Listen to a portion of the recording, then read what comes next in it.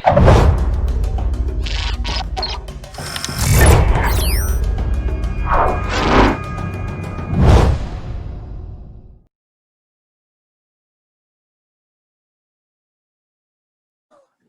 evening, everyone, and welcome to the AATF Hybrid Learning Series for French Teachers, Blending the Classroom. Tonight's session 4 out of 5, so there's one more left, is Presentational Speaking and Writing. This is an exciting one. We've got 3 amazing presenters who are going to discuss the questions that you left them on the Padlet, and we'll have some in the chat room, of course.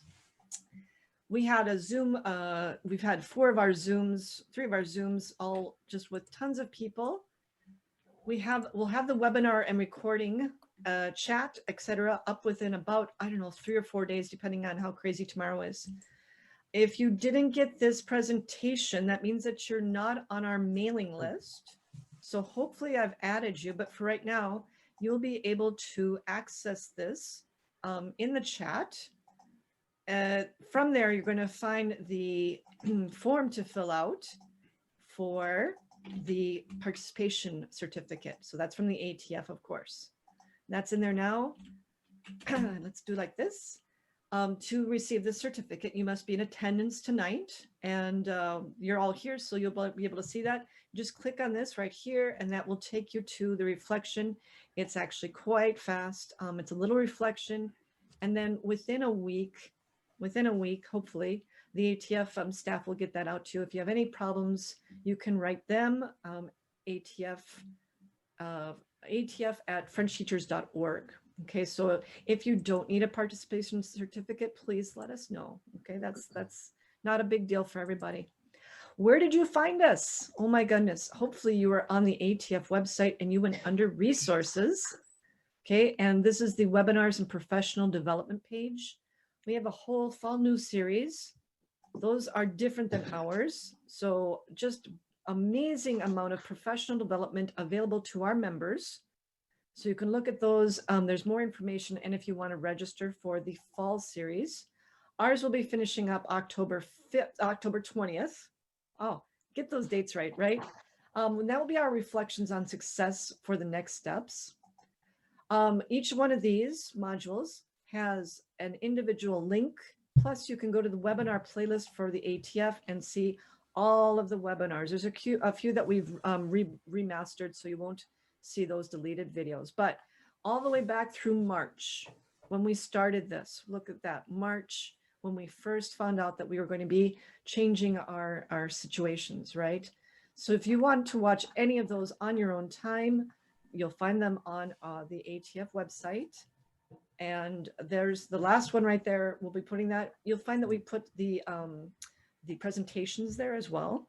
Okay, so you've got a lot of just a amazing amount of PD to go through on your own as you have time. A couple other things from the AATF.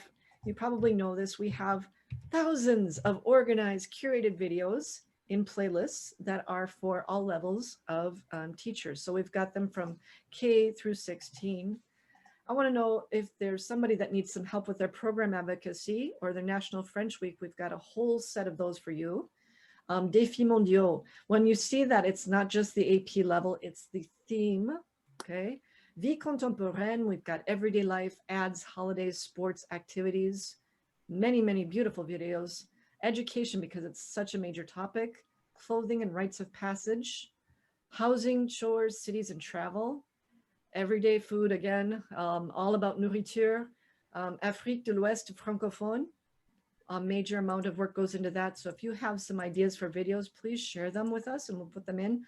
Or if you would like to be a contributor on any of these playlists, I can add you very easily and you can add videos to this. So we also have, à France, Histoire, Tourisme et Patrimoine, Musique, and of course, everybody's favorite, Vocabulaire, Grammaire. Woohoo! Yeah. If you go to our Wakelet, which is wakelet.com, and then we have the @ATF French. That is a beautiful place to find many of our newly organized collections. Some of these have 39, some of them have 345 bookmarks that you can use that are links to resources. So you've got videos, you've got authentic resources, articles, what else is there? Anything that you need to develop a unit on a certain topic. And I put those in there because a lot of us need some extra help. So if you're working with the AP exam, there are some resources. If you need some listening or reading options, we've got so many books that people want to use either online or that they can order to be delivered to school, which I'll show you a few of mine in a minute here. And then last, of course, is our AATF Pinterest boards. So we have about 90 boards with everything that we have ever found, ever. And it's organized. C'est super, okay? It's c'est un trésor. Oui. But again, if you are a pin person, a Pinterest, a pinner, and you have something to contribute, I can add you to any of these boards because believe it or not, I do go outside of my room. Once in a while, I leave the confines and I try to go outside. Just a wonderful availability for our AATF members and for all French teachers. A few things that have come to me this week. I have Frisette en fait. This is a beautiful book. It's very comprehensible French. It's very basic for the students. A great book. The other one that I found that I had delivered was La femme qui plantait des millions d'arbres. A little bit more advanced, but the artwork in here is unbelievably gorgeous. So these are some books that I'm finding around, and we put those on our Wakelet under that book collection I showed you. And I've given you some links. Atlas des Inégalités. Okay, great one. And then of course, all the magazines and the journal that you can get sent to your house. A lot of these are available online as well. I have them both sent to me and on PDF version, so I can share those with my students. That's a lot of information. Hopefully you feel as though our organization is giving you the resources. Doing great. Yeah. Thank you. So today we are going to be talking with three presenters. I'll show them to you kind of their way. We have Lucas Hoffman. Lucas, would you like to unmute and present yourself? Hi, yeah, thanks, Catherine.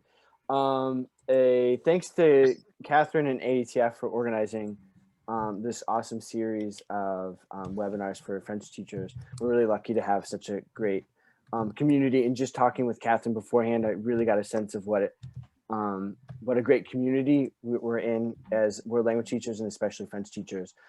So yeah, my name is Lucas Hoffman. I am a department chair and French teacher in Sylvania, Ohio. That's just outside of Toledo, and I serve on a couple boards here, as you guys can see from the slideshow. I'm especially passionate about this topic because I discovered this via a workshop a few years ago, and I've charged myself with helping train other teachers on good writing practices in particular. I'm would love to hear where language teachers stop saying, I don't know how to teach writing. I'm not a writing teacher. We are writing teachers, and we have to be just as good and proficient in teaching writing as our English language art colleagues. So with that, I'll pause, and I'm looking forward to talk and learn with you guys a little bit more this evening. Merci, Lucas. Okay, we next have Mike Travers. I hope I said it right. Good. Hello, everyone. Salut tout le monde. So my name is Mike Travers. I am from Wellesley High School in Massachusetts, home of Rebecca Blue Wolf. Shout out to Rebecca at the middle school. So I'm super excited to be here. I'm a Spanish and French teacher. Lately, I've been a Spanish teacher, and I do have to tell you how envious Spanish teachers are of AATF and all of the resources you have. There is nothing like that out there. I just sat there with my jaw completely open. I was just like, wow, I wish I taught French this year. So I am super excited about this topic as well. So one of my passions is I actually talk about the G word, grammar. That's one of my favorite things to present about. I won Best of Mathful for the presentation there, and Best of Nechtful. Talking about where grammar fits in. I feel like presentational speaking and writing is one of those places where it gets brought up all the time. And I'm really passionate about the shift of, figuring out where does that belong, but at the same time, how are we communicating? How are we focusing on presentational communication like I talk about in my video? And so this has been something that, remote learning and hybrid learning, it's been a struggle. I've been learning some new things about it myself, even since I've made the presentation.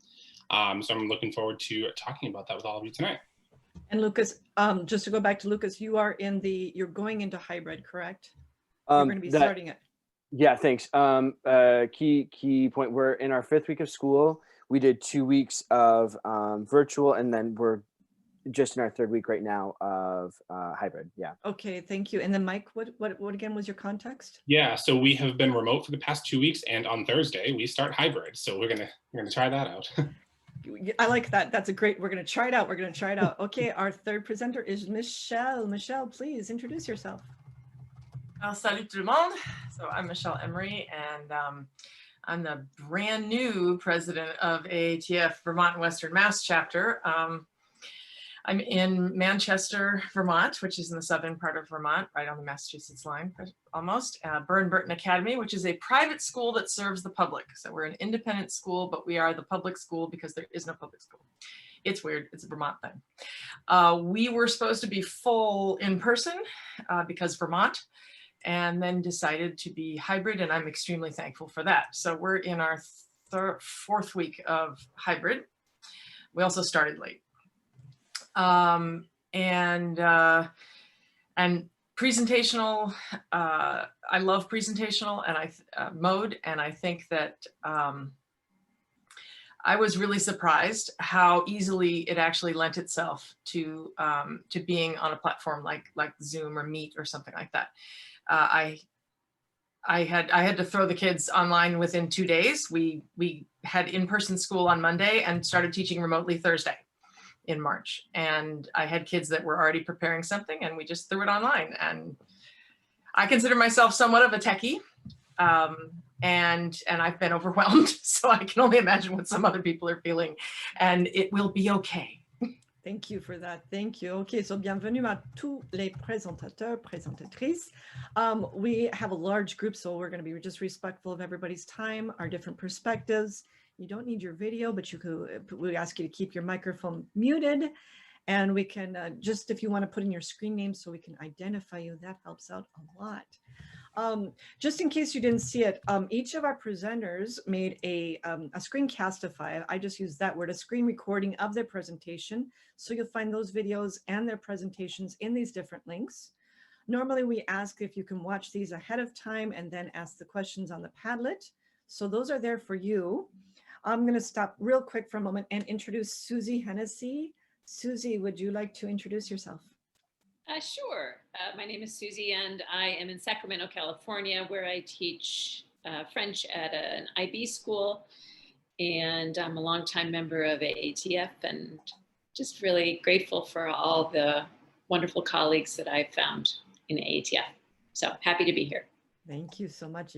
She's one of our original organizers, and we started this with this, like, we had a board meeting one day, and then we were on a Zoom meeting, and 3 days later, something like that, and going, let's see what we can come up with. And this has been a whole series since, I believe, July, Susie, right? Mm-hmm. That we've been doing this. So we have one more to go. My name is Catherine Rousselin, and I'm just north of Susie up on I-5 in Bellingham, Washington. So the Canadian border is literally right behind me. I can go walk there if I want, but they won't let me in.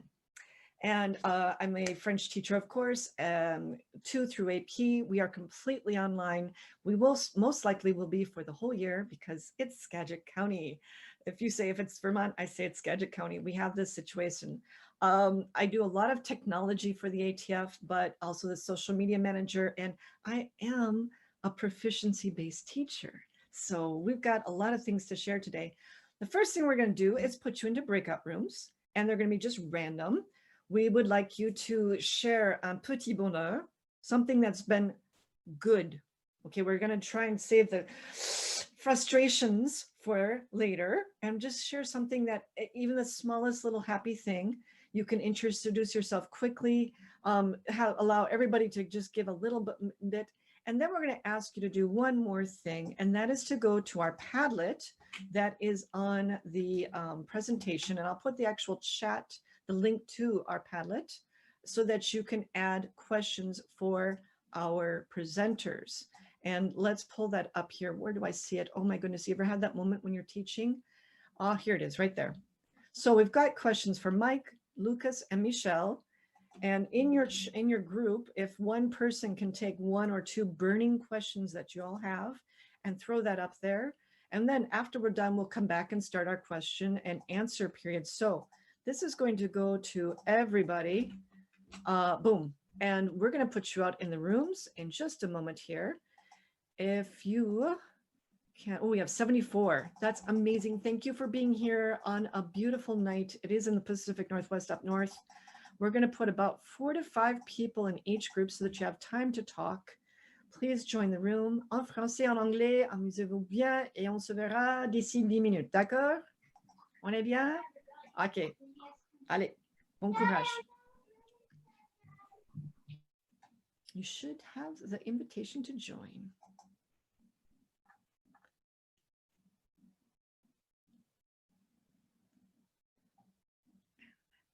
I hope that you had a chance to meet some colleagues from around the nation, that you shared some ideas and put some questions out there. If you have more questions and you didn't get a chance to put them on the Padlet, we'll try to make sure that we get through them. But Susie's going to start us off. And when each presenter is talking, please, if you have a question or something, you can raise your hand or put it in the chat or wait till he or she is done. And we will we'll try and get everybody. But for right now, we're just going to read. So I'll start with Susie. Okay, you can hear me, right? All right. So this first one is a general question, and it was repeated in a couple of different forms. And the main idea is how do we keep our students from using Google Translate?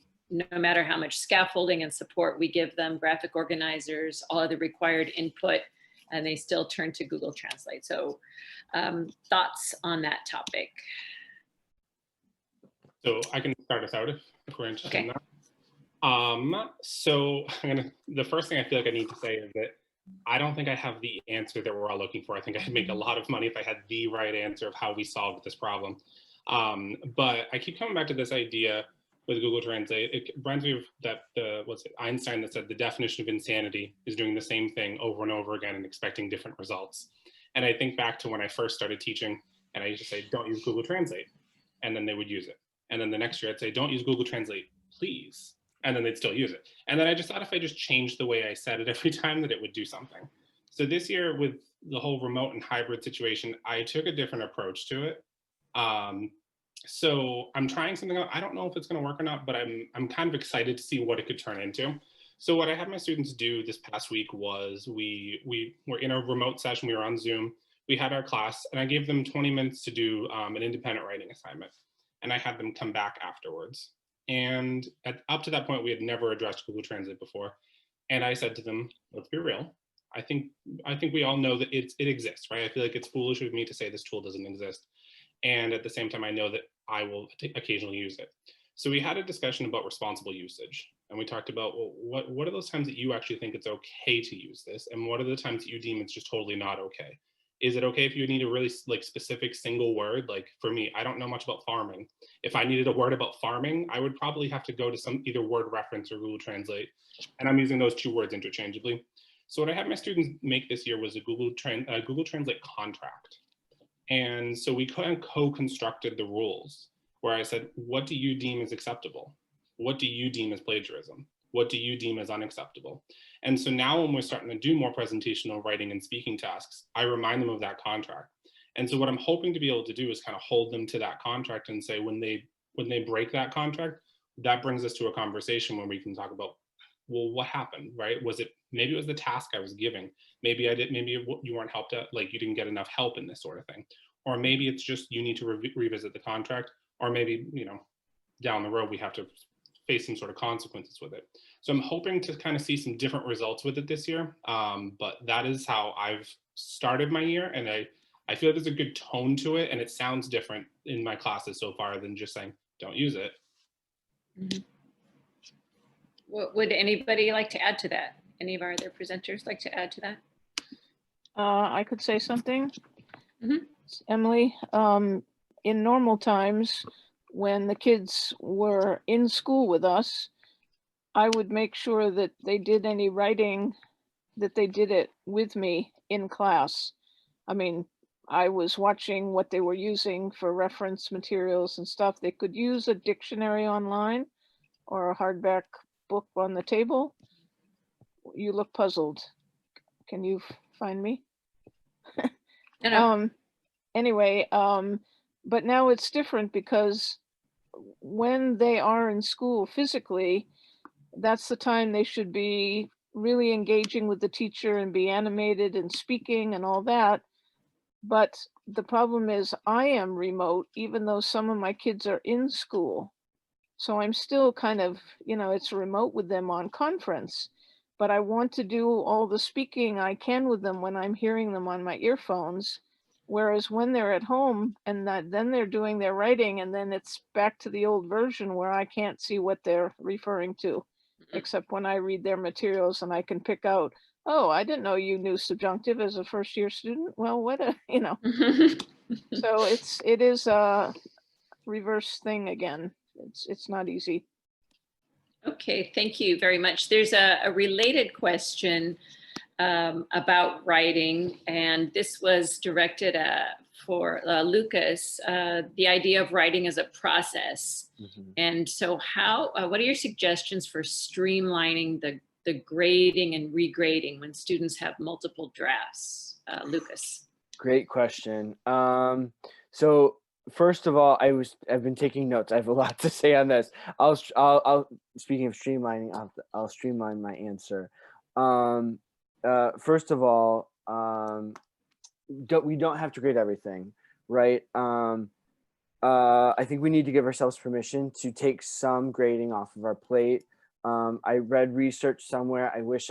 I desperately wish for years that I remember which article or journal this was from, but I read something to the effect that even if teachers only look and give good critical feedback on every third writing assignment, students still make progress, effective progress in their writing. So the fact that the process of writing in and of itself is inherently good and positive, and students will develop good skills.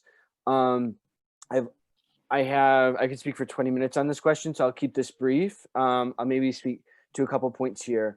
In talking to some of my ELA colleagues, I've found that we are, I don't want to say burdensome to ourselves, but maybe burdensome to ourselves in grading. Maybe I will say that.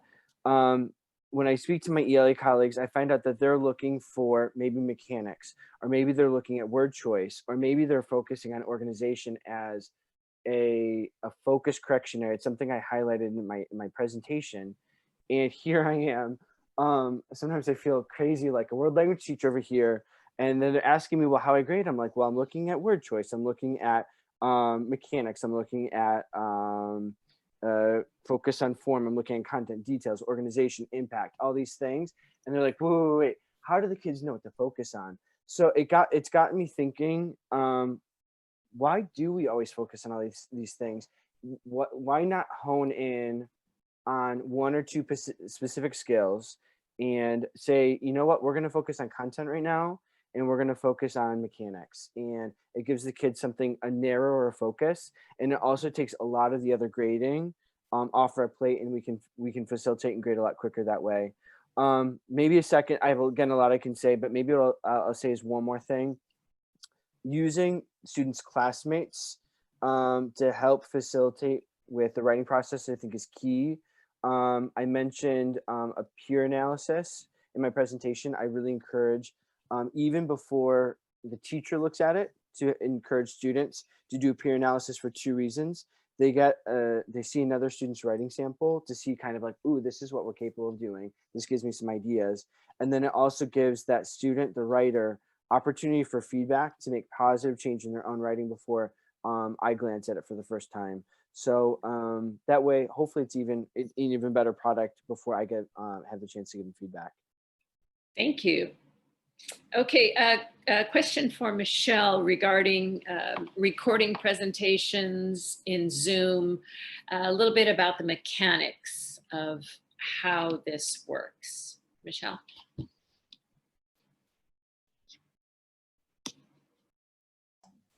I'm worried that Michelle may have lost her. Oh, did we internet. lose her? It's possible. Can I pop in and show something really quick? Sure. Well, we're going to see if she pops in. How many of you have heard, do you know Andrea Bain in Wisconsin? I think Lucas does, right? She's a big a Central States person. She sent something to me recently, And I just want to show it to you that she gives her students. Okay, so writing in French are using filtered language translated by device or site, not you, too good to be true, or unfiltered languages uses the words you know and the real you. I really like this approach, and we've talked about this before because students are so worried that they need to sound like native speaker teenagers. And I said, really? So how did you get there? Where did you even think that you would have those skills yet? And they want to sound beautiful because they sound fluent in their first language, whether it be English or anything Sure. else. So I really like what she's done with that. So maybe it's something you could share with your students, like, I don't need your filtered French right now. I just need the unfiltered you. What do you look like when you take off the makeup or take off the glitter, right? So just a thought on that. It was fun. And I'll put that in the presentation at the end so you can see that. I'm just Okay. checking. Did you get back in, Michelle? If not, Suze, do you want to go on with the next question? Yeah, we can go on. Yeah. Yeah, so let's see. This is from Mike. The question is about, this is sort of related about how do you decide what errors to focus on, or how do you reconcile not correcting everything? And I think we've been talking about this a little bit, but do you have any specific techniques that have been effective? Yeah, I get all the fun questions right now. This is going well. So I think that one of the things that this has taken me a long time to kind of wrap my head around, and I'm still working through this, is I start to wonder who the feedback's actually for, right? I start to think about that idea of, is the feedback to make me feel better so that I know that they see like mistakes in that sense, or is the feedback really for them? And so something that I feel like is really important is kind of talking that through with kids. And I feel like what Lucas was just saying is a perfect example where it's, what is the thing you're going to really be focusing on, right? Are you focusing on vocabulary? Are you focusing on language functions, those sorts of things? So I think that, like, when you give a presentational writing, something that I personally have started doing at the top of it, I ask kids what kind of feedback they want.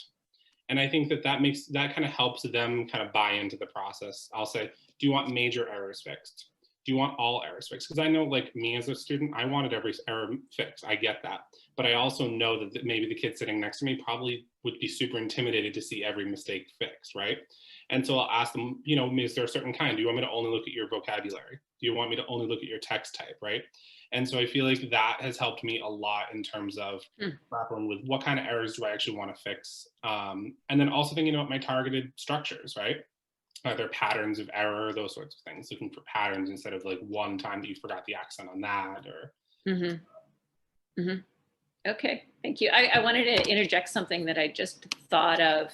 Someone was asking, how do you encourage students to make mistakes? And one of the strategies that I used to use was to give them points for writing more than the minimum.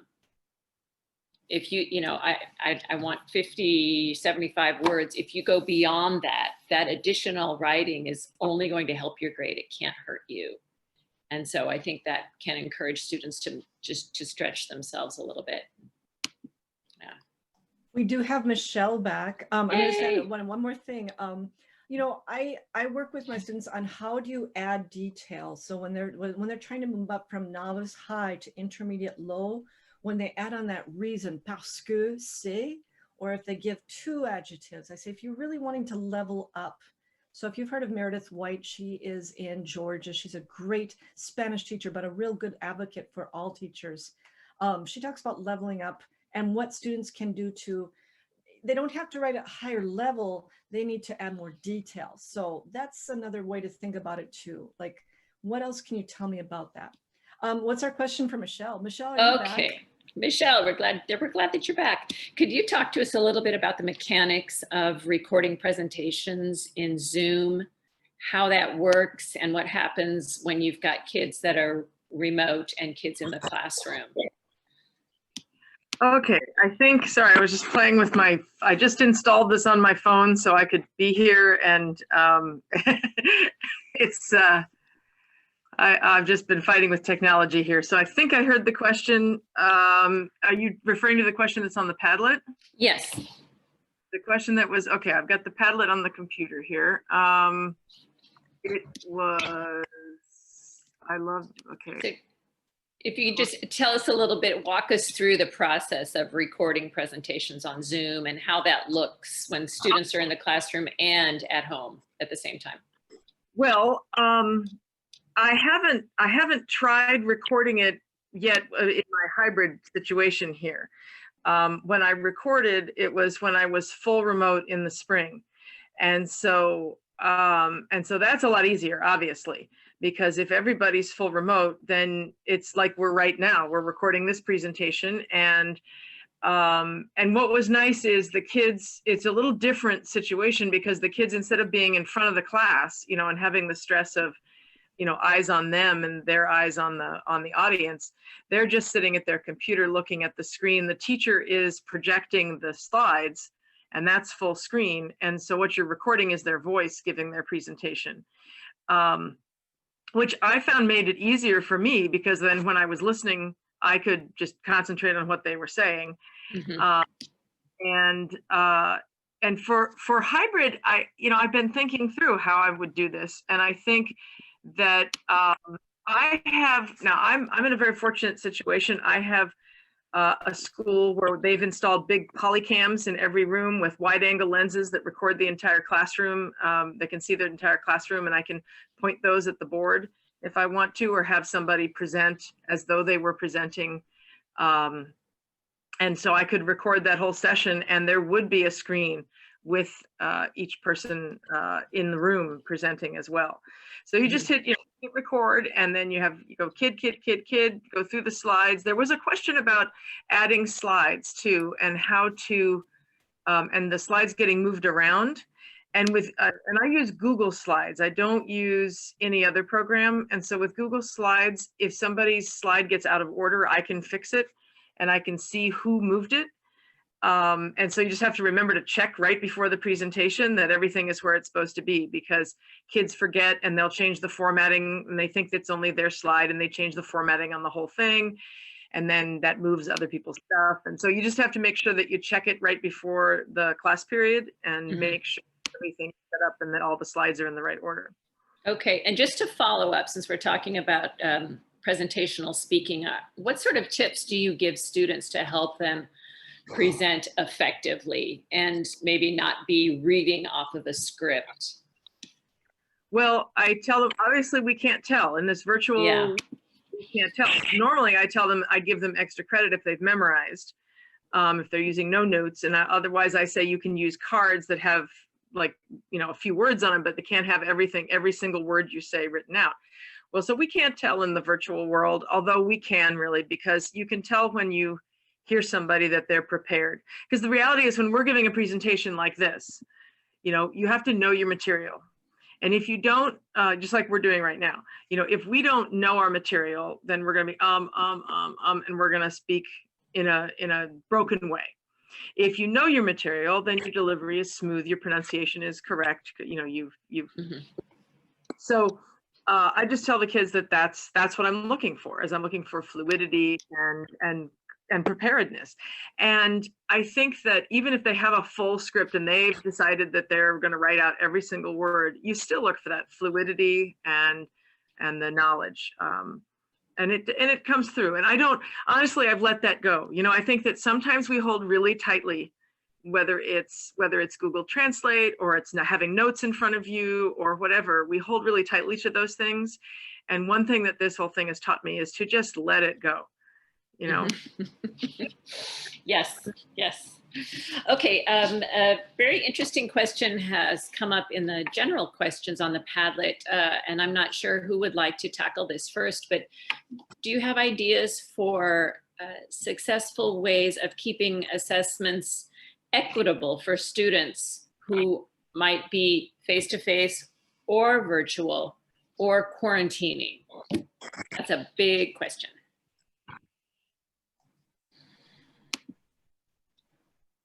That's a great question. I'll start.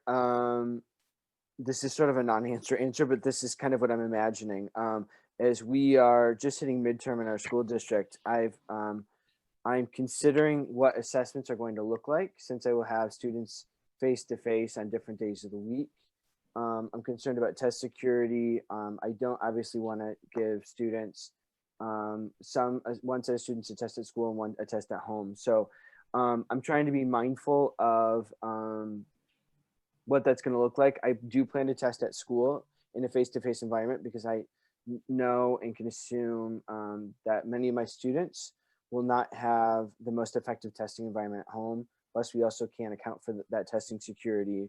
But in terms of another piece, in terms of equity and test security, I'm planning to make all of my tests more production and creation based this year. So I'm a big fan of IPAs, but my IPAs, the interpretive tasks this year are going to, for example, look a little different. If I can step away from the presentational mode for a second, I may do a little bit more of a creation and reflective piece where students will do, this is going to be more onerous on me in terms of grading for sure, but I do see that I may step away from the template, the actual template for the interpretive section in favor of something that's a little bit more free response and where students can demonstrate what they know, if that makes sense. Mm-hmm. Any other thoughts on that topic? So I can throw in a few ideas. I haven't quite done them yet, but this is just the stuff that's going on in my head. The way that I've, honestly, this is a kind of a different model of planning, but the way I've been doing things is planning for the, when I have one cohort in front of me, we do like one in-class lesson, and then I have another cohort at home, and I have a different lesson, and then we swap based on the day. So maybe if you're not planning that way, maybe the week you do a presentational task or a presentational assessment, you could plan for one activity to be at home so that you could do it with them. Another way that I just saw on Twitter, because also you have to think about, kids at home, they're quarantining, right? They could be zooming into the class. If you have every kid write on a Google Doc and share the Google Doc with you immediately, and you could have all of the tabs open while they're writing, and you can just keep popping into each one, and you can start to see like, oh, that's a copied sentence. That font looks completely different than all the other ones. That looks, and you can start to kind of see that. It's probably the closest to what used to be the like standing in the back of the room and watching a computer sorts of things. But that could be one approach you could try taking. I would probably suggest if you're going to do that, try it once ahead of time just to kind of get you want assessment to like mirror classroom practice and stuff. But that's something I'm thinking about because I'm envisioning that as time goes on, we'll have students that are quarantining that can't do the in-person things. And so how to do that, that's something I'm going to try at least. Okay, thank you. I think we've got time for a few more questions here. There's one for Lucas. Do you have any go-to comments that you find yourself using in order to express things like agreement, amusement, expansion ideas, or even argument?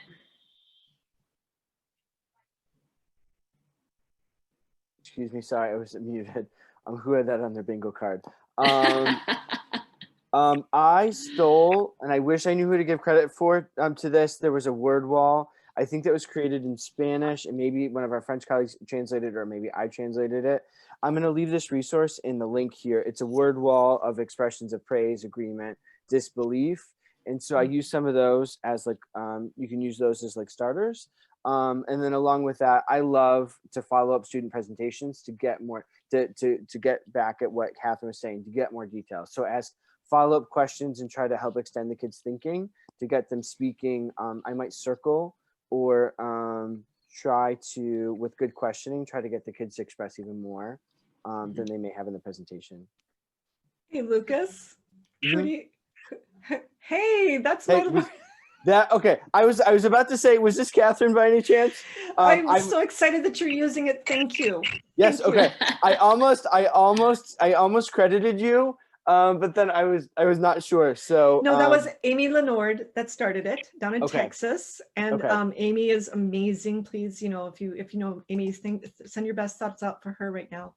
And then she and I have been working together. But thank you for sharing that. I was looking for it. You got it. Keep going. Wonderful. Thank you, Catherine.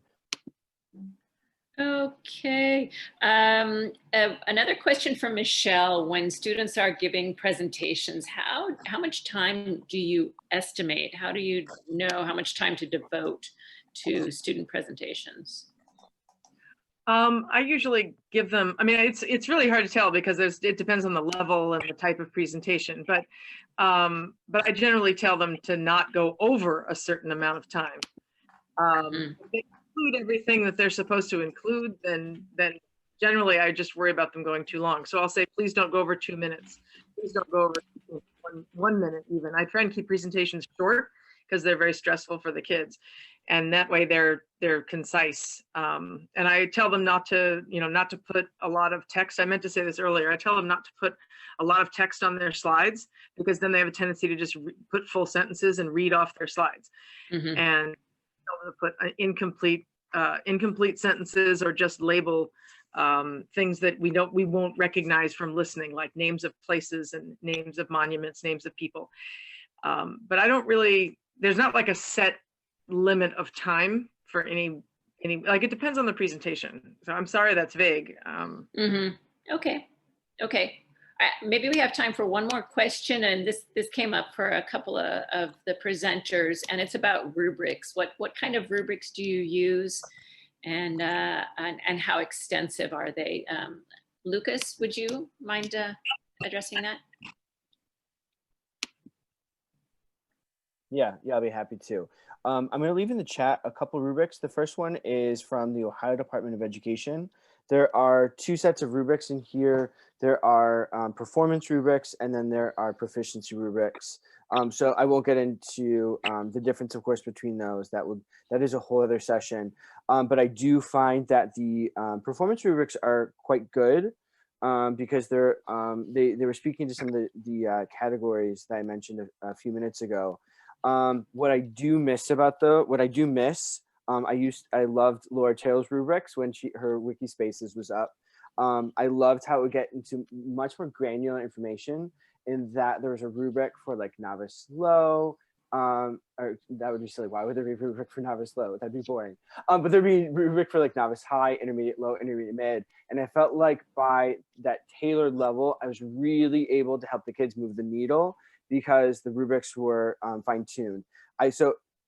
In that same spirit, there's another one from OFLA that hasn't been edited in a couple years, but it's in the same spirit where the rubrics are normed by level. And so there are some things specific to, like, let's say intermediate high, that you can really help move the needle in terms of details, like Catherine again was talking about, details to move up from one proficiency level to the next. And I'll leave that in the chat for you guys to take a look at. Thank you. Catherine, I'm going to throw it back to you. Hey, I've been just working the magic in the background, putting all those links out. If you do need that participation certificate, these are on the second slide of our presentation, or it's been in the chat a couple of times. I'm going to show you a couple last things. And we'll put those links hopefully in the presentation as well. Let's put it up here so it's big. So we have one more session to go, right? And this has been a powerful experience to have all 5 of those. Once you've registered for one, you don't need to re-register, just so you know. You have that join link. It's the same join link every single time. We haven't changed it. So on October 20th, we're going to have reflections on success and next steps for the future. We chose that date because we're getting into the end of maybe for you if you're in trimesters, or if you are in if you're in some sort of special, like reduced class period. How do I want to put that? Like your semester is no longer a semester. That's a good time for us to regroup and think. So we have so many ideas. I'd like to thank our presenters. Please go back and look at their videos. They have so much to share, right? So Michelle, who's in Vermont, and Lucas is who's in Ohio, and Mike, who's in Massachusetts, from all across the country. I'd like to give them un grand merci et félicitations. Okay. How many of you are busy right now? Okay. We are teachers too, all of us. And this has been, it was a busy week. It's a busy month. It's a busy year. I'd like to extend our sincere gratitude for them to prepare their presentations and record them and get them to us. That's the volunteerism of the ATF and our collegial atmosphere that we hope to make everyone feel welcome. If you've got an idea for a webinar or something you'd like to share, please get in contact with me or with the ATF, Jana Brott, and let us know, because your voice deserves to be amplified. Your thoughts are important, your activities. Please share things with me that I can put on the Wakelet or YouTube, anywhere. I'll put it everywhere. I will make you famous. You have ideas. If you've got activities you want to share, we'll put them up. As I've said before, if you're on the French Teachers in the US with 6,000 other French teachers, it gets to be a little crazy in trying to find things. Why we develop those Wakelets is so that you have an organized, Mike is jealous of this. So if Mike's jealous, then you know it's good, right? So I'd like to thank everyone. If you want to stay on, and I will stay on for about a half an hour. I know the debate's on tonight. Yeah, you definitely want to have a whiskey for that one or something. And I'll stay on and answer any extra questions. We'll share some ideas together. Un grand merci pour tout le monde. Et on se verra le 20 octobre. Et bon courage à tout le monde. Merci beaucoup, Suzy. Merci, au revoir. Merci, Catherine. Merci, à de rien. Bonne soirée, merci. Bonne soirée, bon courage. Merci. Merci, c'était super. Merci. And we'll share this recording within about 7 days, before 7 days are up, I promise. C'est promis.